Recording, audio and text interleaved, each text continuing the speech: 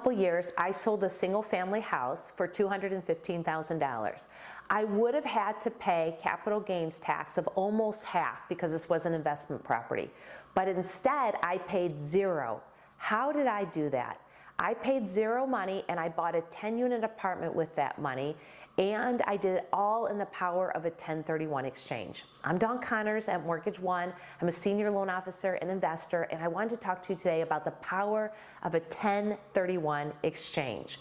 So it is possible to sell property that you would otherwise have to pay capital gains tax and defer that into the future perpetually. You can defer it again and again and again by buying investment properties and not taking that money in hand, but instead trading up, so to speak. So let's talk about that a little bit more. Brendan Turner from Bigger Pockets puts it in this way as he talks about the 1031 exchange. So let's get started. Think of Uncle Sam as your real uncle.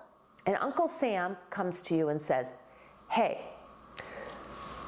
you owe me this money from selling this property. Let's say that you invested with him and you owe him half of the money.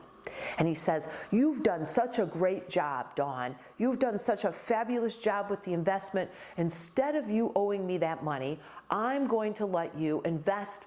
I'm going to want to invest with you and let you reinvest it in another property. As long as you move up and you keep growing our money, it sounds good. And don't worry about paying me right now. We'll take that and worry about that into the future. So you think, well, that sounds really good. And you think about it. And as soon as you say yes, your uncle fires a gun and says, go. You got to identify a property, find one in 45 days, and then you have 6 months to close on it. That, my friends, is a 1031 exchange. So there's some rules that go with that. For one, you only have 45 days to identify a property. That may seem like a lot of time, but as an investor, you know that is really not a lot of time. Obviously, the lawmakers that wrote this do not invest in real estate themselves, right? Because that time goes and comes pretty quickly. Number two, you have to be an investor. So it can't be that you're using this money, it's your primary home or a vacation home and you want to do a 1031 exchange. It's strictly for rental properties or non-owner occupied investment properties. It could be commercial or residential. And the third thing you need to know is that you need to invest up. So let's say I take my profit, that $215,000, I need to invest it all into my next real estate deal. I can invest it in either one or up to 3 properties, as long as the sum of the total I'm trading up on. So some neat things about this. So you kind of kick the can down the road, right? So you do this 1031 exchange, you invest with your uncle, he allows you to do it, you find yourself an investment property, and then you have the tax advantages of being able to still write off the property. You have all the tax advantages that you normally would have, and you didn't pay the capital gains tax on that house that you sold or that investment that you sold.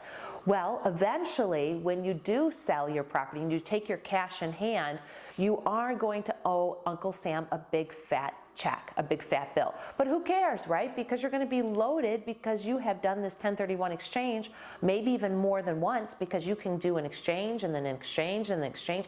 You can do it for your entire life. And guess what? If you die and you leave that property to your heirs, Uncle Sam completely forgives that debt and your heirs do not have to pay taxes on that money.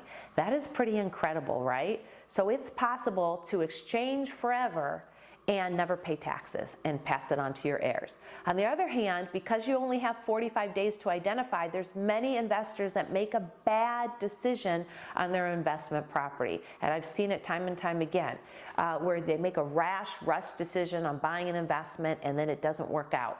So in that case, either you do that and you make a poor decision, or number two, you just let the exchange 45 days end and you end up paying the capital gains tax. Or there's number three, there's this thing called the Delaware Statutory Trust, where you can take that money and put it into a fund, which is a grouping with other investors, and they usually invest in large commercial deals, and you can expect to receive passive income from that and passive investment money from that investment. So The only struggle with that sometimes is that you maybe won't get as high of returns as you would get if you invested the money yourself, but you would avoid that capital gain in that fund. So that's called Delaware Statutory Trust, if you're interested in checking that out. So overall, a 1031 exchange is a fabulous avenue to avoid capital gain taxes and use Uncle Sam's money, the money that you would normally pay on capital gain, to grow your money and to buy bigger and bigger properties while you get rich. Uncle Sam says, I'll wait for my money, and eventually he comes calling when eventually you sell that investment and pocket the cash, unless you move it to your heirs, in which Uncle Sam completely forgives that money. That, my friends, is the power of a 1031 exchange. I hope you enjoyed this video. Please like, share, and subscribe out this video to your friends and family. Have an awesome day.